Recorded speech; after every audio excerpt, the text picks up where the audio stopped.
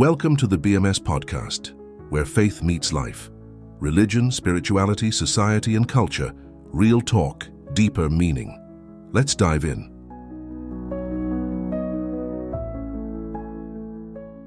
Welcome to the Deep Dive. Great to be here. So today we're taking a look at a really fascinating life story. It's the journey of Father John Correa, a priest in Mombasa. We're talking over 5 decades of service. Yeah, quite something. Our source is actually Father John himself, reflecting on his life in a YouTube piece from Lunga Communication Center. Right. And what we want to do really is pull out those key moments, those insights from his whole life, basically, give you a window into that dedication and also how the Catholic Church in Kenya has, changed over that time. Exactly. It's not often you get such a long view through one person's eyes. These aren't just stories. They're like a ground level look at how things have evolved in the Archdiocese for, 50, nearly 60 years. Okay, let's jump right back. Start at the beginning. He was born in Nairobi, 1941, and apparently got involved serving Mass pretty early on, Mars, it says, some local church or place, then school at Sterhi Boys in Eastleigh. Yeah, and it seems like even back then, people were noticing something. He mentions priests seeing a potential, vocation in him. They started suggesting priesthood. But he didn't really know what that meant initially? Not really, no. He says he didn't have a clue at all about these things, which is interesting, right? It shows how sometimes that calling isn't like a sudden lightning bolt. It's more gradual, needs a bit of nudging from others. And that guidance seems crucial. He talks about being guided to make a decision. And then there's this connection, Eugene Butler, his parish priest back in Nairobi. That's the one. And Butler later became the first bishop of Mombasa. Wow. Okay, so that's a significant link then. Huge. Because Bishop Butler knew him, right? And he was the one who, basically set him up to study in Rome. A massive opportunity. Yeah, you can imagine. From Nairobi to Rome. And he was there for, 7 years? 7 years. 3 doing philosophy, 4 in theology. At university level, earning a licentiate. Okay, hold on. What exactly is a licentiate? Is that like a master's? It's a postgraduate degree, yeah. Kind of signifies a really deep dive into theology. Yeah. Shows you've done the hard yards, academically speaking, set you up for teaching, more significant roles. Got it. So, years of intense study. Then back to Mombasa, and ordained December 22nd, 1968. And ordained by Bishop Butler himself. Must have been quite a moment.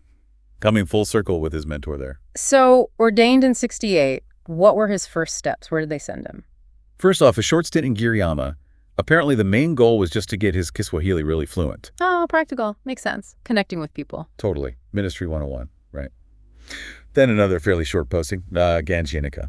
But then he got moved pretty quickly to Malindi. Seems there was an urgent need there. So a bit of moving around early on gives you a sense of the demands, maybe? Yeah, you go where you're needed. He stayed in Malindi for about 2 years, until 72.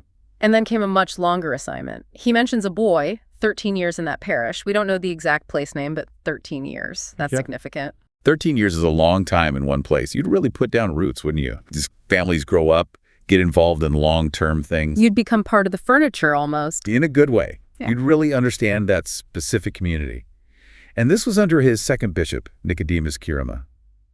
After that long stretch, though, another chance for studies came up. Right. University of Louvain in Belgium this time. And he specialized in liturgy and the sacraments. Earned a master's degree there. Why focus specifically on liturgy and sacraments? What's the significance there? Well, liturgy and sacraments are absolutely central to Catholic life and worship. Understanding them deeply, the rituals, the theology behind them, how they connect with people's faith, that's incredibly valuable knowledge for the Church. So he comes back with this master's. And they put that expertise right to work. He was asked to teach at St. Thomas Aquinas Seminary for 6 years.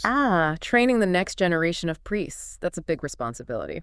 Definitely. It's not just teaching facts, it's formation, mentoring future leaders, shaping their whole understanding of what it means to be a priest. So 6 years teaching, then back to parish work. Yep. 2 years in Matate, then quite a while, 8 years in Ramisi, still very much involved in local communities. And then a different kind of role, Lunga Communications. What would that involve? A diocesan communication center usually handles, getting the word out. Church news, teachings, activities, publications, maybe radio, TV, now probably websites and social media too. It's about connecting the Archdiocese with everyone else. Interesting shift. And this happened under his third bishop, Bishop John Jenga. That's right. And Bishop Jenga's time also included a major event, the centenary of the Catholic Church in Kenya. 100 years. Wow, that must have been huge. Massive. Yeah. And Father John was tasked with organizing the daily liturgies for the whole week of celebrations. That sounds like a logistical nightmare, but also what an honor. What would be the point of those liturgies? Well, for a centenary, you'd be looking back at the history, celebrating the growth, honoring the people who built the church there. It's about marking the journey, building unity, looking forward. He mentioned how much he learned working with others on it, priests and lay people. Collaboration. So after Bishop Jenga, Bishop Boniface Lely took over. That was his 4th bishop. Yes, though sadly Bishop Lely had to retire early because of illness. Which brings us up to the present day, under Archbishop Martin Kivuva Musande. That's 5 bishops he served under. Think about the different perspectives, the changes he must have seen just in leadership styles alone. It gives you an incredible long-term view, doesn't it? Seeing how the archdiocese has been shaped by different leaders over such a span. You see the continuity, but also the shifts in focus. And where is he serving now? He mentioned being at the cathedral since Bishop Lely's time. Right, and then in June 2021, he moved to Niali, specifically to assist the current archbishop, still very much active even now. His commitment is really something else. What are his main duties these days? Well, he's overseeing the diocesan bookshop, trying to make it a real go-to resource. And he's also responsible for the diocesan archives, preserving that history. That's vital work, the archives especially, making sure that story isn't lost. Absolutely. But it's not just administrative. He's still giving talks, involved in formation, supporting the Brothers of Christ of Jesus the Good Shepherd. Sounds like he's become a real elder statesman, a source of wisdom. You'd have to think so. Decades of experience to share. And he still helps out in a parish on Sundays or whenever they need him. That core pastoral work is still there. Looking back at it all, his own summary of a priest's job is just to serve the people. Simple, but his life really shows what that means in practice. Yeah, and he talks about the joy he found in that. Traveling to remote places, the welcome he received. You can tell that connection with ordinary people was and is deeply important to him. He's also seen huge changes, obviously. Over 50 years, he talks about gradual shifts, but also real significant growth, like missionaries coming back after years away. And being amazed, he says. Amazed to see tiny outstations they knew become proper, full parishes. That's incredible growth. What fuels that, do you think, in those specific areas? Oh, probably a mix of things. Hard work by priests and the local leaders, obviously. Faith deepening in the community, maybe population changes, communities just getting bigger and more established. But yeah, the fact that people returning are stunned really highlights the scale of it. And he gives credit to the bishops, too, particularly Archbishop Kivuva creating new parishes now. It's ongoing expansion. Very much a continuing story. But maybe the most striking thing he says is that becoming a priest was the greatest gift God has given me. That really hits home, doesn't it? That deep sense of fulfillment, of purpose. It explains why even now, he just wants to keep serving as long as he possibly can. It's not just a job, it's his life. So, wrapping this up, it's been quite a journey we've traced. Over 5 decades with Father John Correa. Different roles, studies, witnessing huge growth in the church in Kenya. It's a powerful example of lifelong dedication, isn't it? And the profound impact one person can have, often quietly, just by showing up and serving year after year. Definitely. His story really highlights that sense of quiet commitment and the deep satisfaction that comes from it. It's not always flashy, but it's profound. That dedication, the way it shapes not just his life, but the community around him over such a long time. It's quite something to reflect on.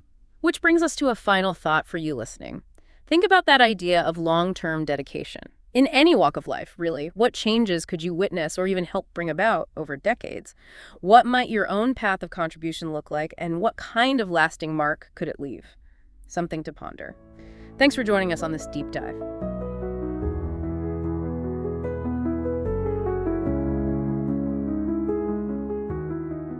Thank you for tuning in to the BMS podcast, where faith meets life. If you enjoyed this episode, remember to like, share, and subscribe. Catch more of our content on YouTube and Facebook. Just search for BMS Podcast.